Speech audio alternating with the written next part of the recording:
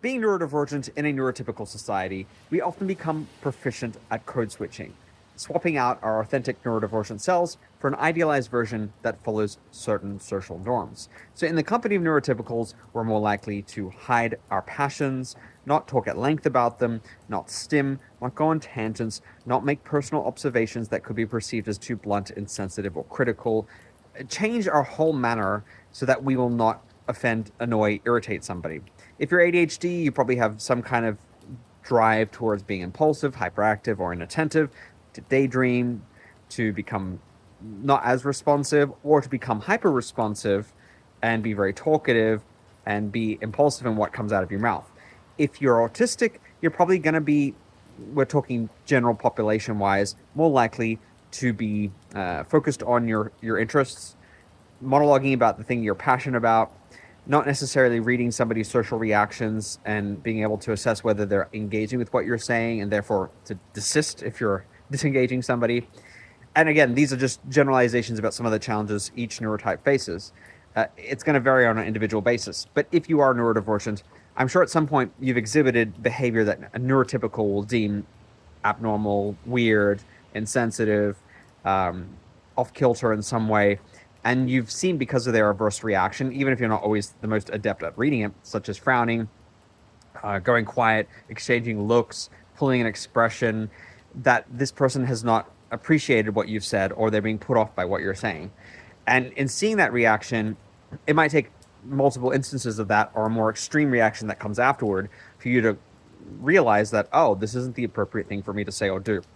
According to this context, according to this person, according to this situation, because it's all context based. We don't know always going to any situation if something will be acceptable with one person in one situation and not in another.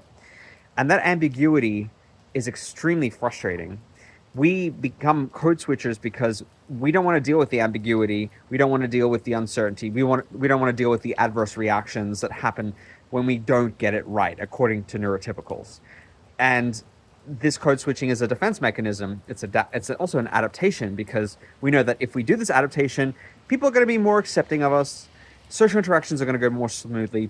We're less likely to be rejection sensitivity to be triggered by somebody's negative reaction, and people's feelings won't get hurt, and you won't have to do all the work of backpedaling and apologizing and trying to mend a bridge that you didn't know you broke.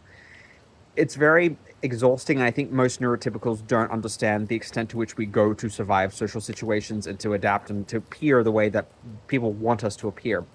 And some people may say, oh, well, if you don't like it, just don't adapt, be your authentic self. And well, yeah, like my authentic self is not exactly the most pro-social person a lot of the times. My authentic self wants to be very blunt and direct, and sometimes to the point of being offensive and insensitive. And I know from having spent a lot of time in the company of other people that that's not the person that I always want to present as, because I do care about people's feelings. I do care about how I show up socially. I don't really want to mask, modulate, or adjust my behavior all the time. But what I will say is, like, yes, to some degree, masking can be very destructive, but modulation is sometimes required in certain situations, like slightly adjusting something to adapt to what you know about the situation, about the people, the company you're in. And I think that's a pretty fair compromise, because all social beings selectively self-present in social situations. And so regardless of your neurotype, there's always some adjustment going on. It's just that adjustment is more labor intensive for neurodivergence, because we're not following, or not inherently following, the scripts that are set out for us by neurotypicals, who are the majority in our societies. And because of that, there is incredible pressure, and adaptation is also necessary. And so for the people who say, just let it go, don't worry about it, be your authentic self, we all know what that results in. We all know what kind of reactions we get to that.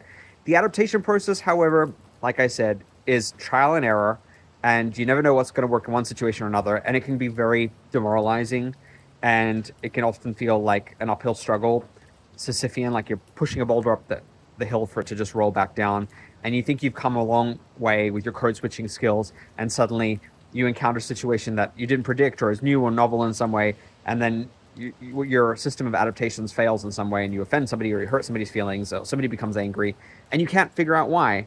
And as proficient as you are in your code switching ability, there'll always be that one situation that will crop up that you didn't see coming, that you didn't know how to adapt for, and feelings will get hurt and people will get upset. And that is the source of the demoralization, is that no matter how hard you try, you're going to get something wrong. Have you struggled with this as a neurodivergent? I would love to hear all about your experiences.